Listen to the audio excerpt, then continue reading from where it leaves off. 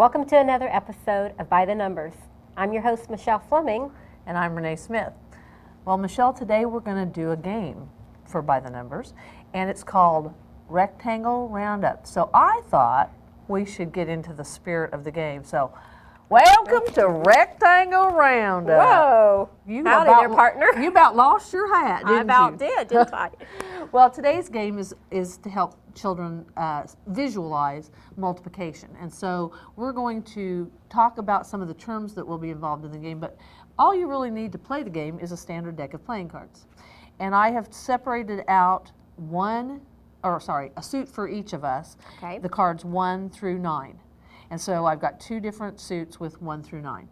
That's all you need, and then I'm going to shuffle Do them I get up. my suit and you get your suit? Nope, we're going to put them together in one pile for a draw pile. Before we start this, let me turn this around because you talked about some terms we were going to talk about and why we'd play Rectangle Roundup with our kids. Okay. One of the cards, or one of the terms that you're going to need to know is product, and that's just the answer to a multiplication problem. So that's the first thing. And then you're also... I'm going to write that real quick just because. All right. Okay, so product is the answer to a multiplication problem. Right, and your children will know these terms from school, so we think it's important that we carry that over into the home. The other thing you're going to need is a grid that is a 13 by 13 grid, so there's a square grid with squares, and that's what we're going to use to do the roundup, the rectangle roundup. Oh, Yeah, I kind of messed up there. multiplication problem. There you we go. Okay. So on this grid, And we're going to put this so it can be downloaded for everyone at parents to home. use. But Okay. actually, you could just draw a square and put 13 by 13 squares inside it if you needed to. Awesome. To play the game. Now, what we're going to do on here is we're going to draw 2 cards from the pile so that we can use those for the numbers for our multiplication problem. Okay. So you want to go first? Go ahead. Turn it over. 3 By 2.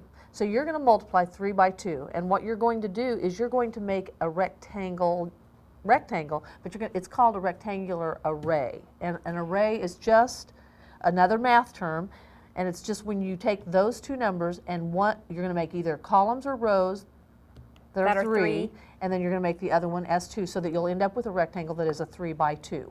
Okay. Okay. So I have to make the rectangle a 3 by 2. I can't change it and go, that's 6, and do a 1 by 6. Nope, it has to be a 3 Okay. by 2 in this game. So I'm going to do red.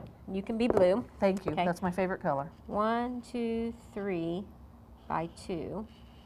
And then I should also write in here 3 times 2 equals 6. There you go. So I can practice. So we're practicing the math facts at Okay. the same time. There's a word you shared with us that I think was important to get down, and that's the word array. Array. And that's Okay. what you've just created is an array. Okay?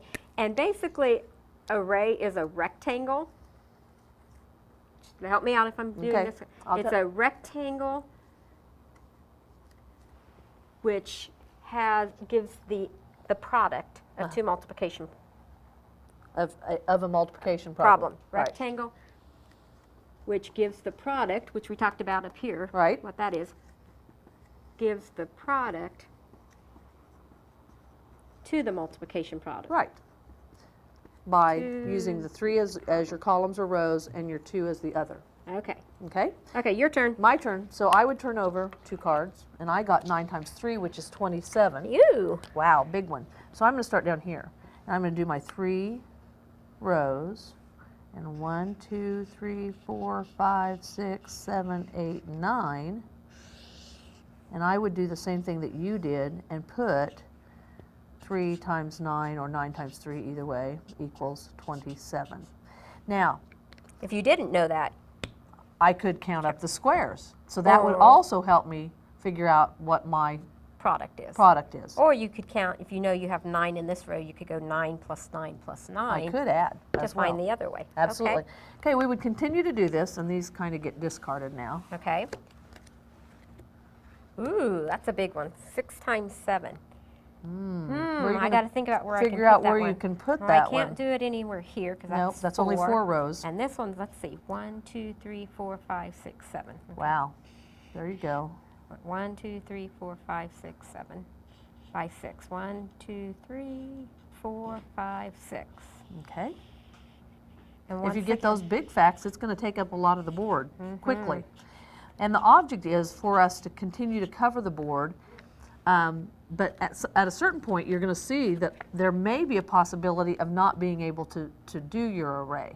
And if that's the case, you have to pass. Okay.